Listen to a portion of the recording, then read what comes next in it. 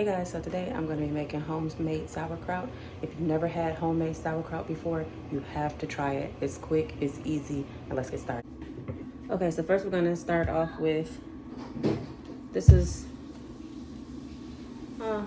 it's over a pound. I'm not quite sure if it's 2 pounds though. Maybe 2 pounds. Cabbage, and I could use the julienne slicer and do this, but I just found out that when I just cut it,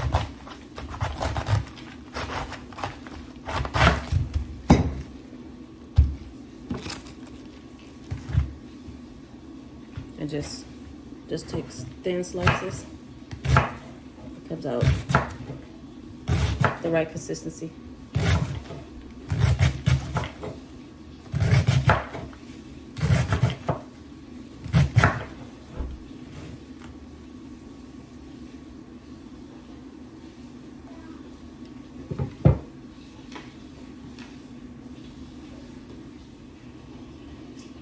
And I have a big bowl here that I'm gonna start putting everything in. And this bowl, if you have any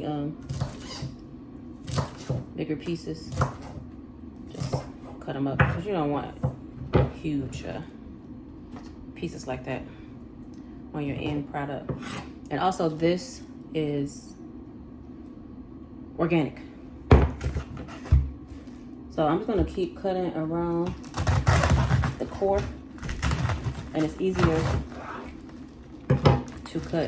to cut pieces like this. And if they seem like it's too big, I cut it in half and then slice. If you don't want huge slices.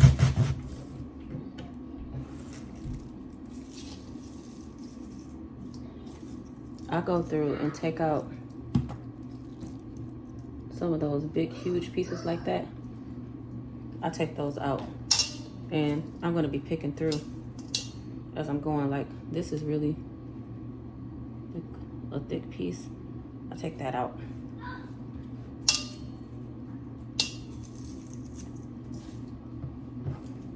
I mean, it's okay at the end. It's crunchy, but I just take it out. So at this point, I'm really close to the core, and I'm not gonna waste that, but I'm just gonna cut as much as I can. And when I see it starts getting too thick, then I'll stop.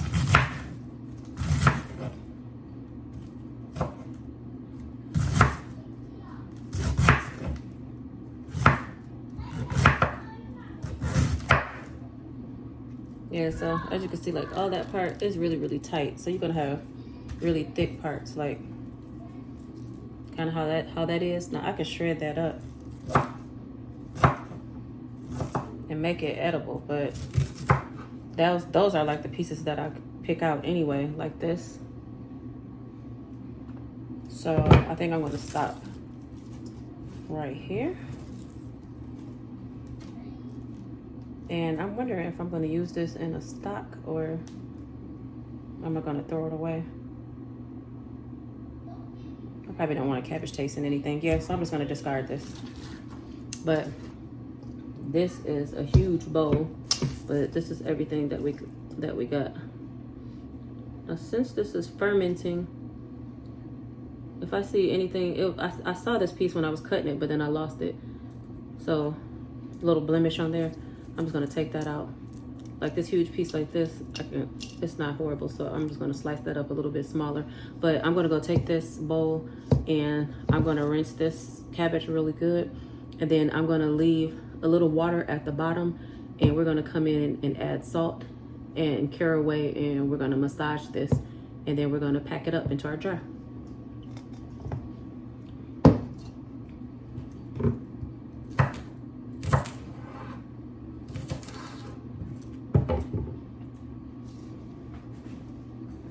We're gonna put the salt in. For this amount, we're gonna put about a tablespoon and a half of salt, You want to make sure that it is iodine free. You don't want to use salt that has iodine in it, because the iodine can like make your food, make your what is this stuff called? Not cabbage. I mean, it is cabbage. What is it going to be? Sauerkraut. It can make the sauerkraut dark over a long period of time, and it could also inhibit the beneficial bacteria in the fermentation. So make sure to get, I just use sea salt. You can use any kind of sea salt or salt as long as it doesn't have iodine in it. So we're going to do a tablespoon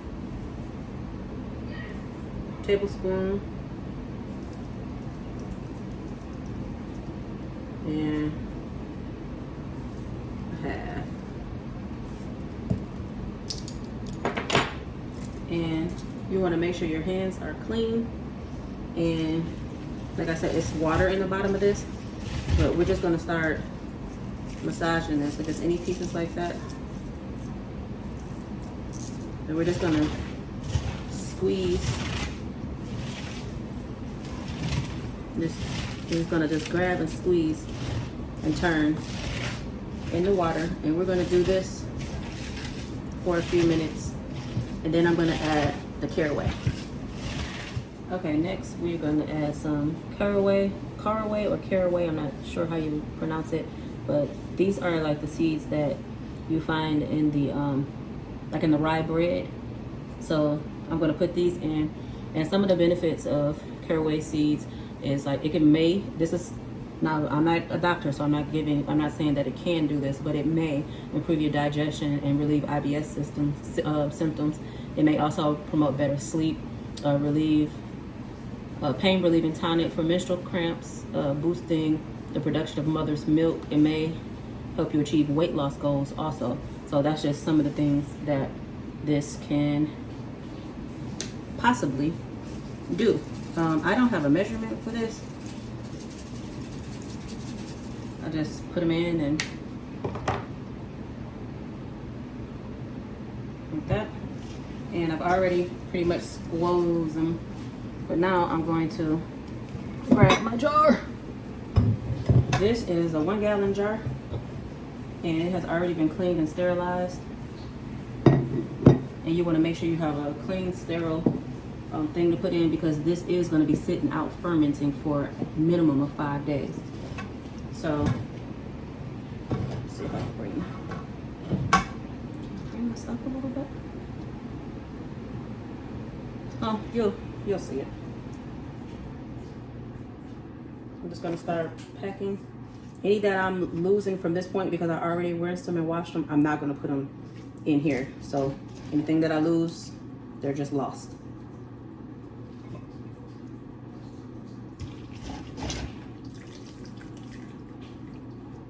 So as I put them in, I am gonna grab my spoon that I use just for this, and I'm gonna start packing it down in there. So I take this spoon. It's only used for this. Last time I had a small. Normally I have a huge cabbage to where I can pack this up to the top. But last time I made this, I only made like it was only like this much, and we were so sad. And we usually, because only me and my husband are the only ones that eat this, and it usually can last us like a couple months. So when you start your garden, if you grow cabbage this season coming up, this is one of the ways that you can preserve your cabbage, and it's really good for the gut. One thing I forgot to do, oh my gosh, I usually save a leaf for the top, so that we can keep the leaves under the water. But because I forgot to do that, all I'll do is I'll have to check it more often throughout the day and press it down to make sure that everything is under the water. And I can also put something in here and have a weight. I do have like a strainer that I can set in here, so we'll see. Okay, I don't want to sit this down just yet, just in case I need it. But now the water that's left in here, I'm gonna pour in and hopefully cover. Perfect.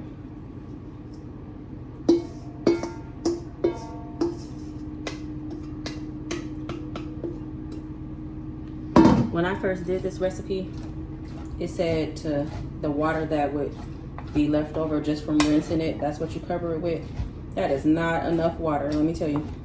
So I make sure I leave enough water in the bottom to be able to cover the entire batch.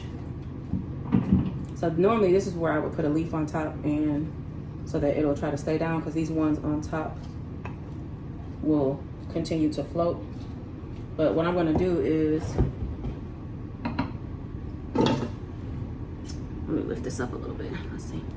I'm going to take my lid, and normally what I do is I put a napkin on top, and then I kind of just cock that to the side a little bit so that it can breathe. But because I forgot to leave a leaf on top, I'm just going to come back at least 3 times today, and I'm going to check this.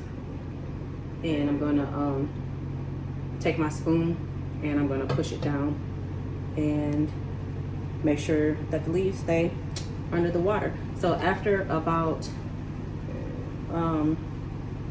a day or 2, you'll start seeing that this is going to start condensing a little bit. It won't float anymore, and that's when the fermentation is starting to happen, and you'll have your sauerkraut. So next I'm going to show you the video of what I did. What this actually looks like when it's done. We actually just finished a jar of this, and I was supposed to have this. I had that cabbage for like a week, and I was supposed to have this already fermenting so that when we got finished with that one, that this one would be ready, but I didn't. So now we're going to have to wait at least five to 6 days for this. So today is March 5th. So this should be ready by the 10th or 11th. But anyway, let me show you what it looks like on the next clip. And I'm not going to do an outro on that. So thank you guys for watching. If you're here, make sure to like, comment, and subscribe if you're still here. And check out the description box where you can see where you can get the salt or the caraway seeds. Thanks, guys. So we are at the end of this batch. And I had to put it in a smaller jar. But we're about to have breakfast this morning. Potatoes and sauerkraut is how I like to eat them. I'm going to show you a picture of my plate after I plate it up. But this is the consistency of the sauerkraut once it's done. Okay, so this is the sauerkraut. My potatoes look crispy on this camera.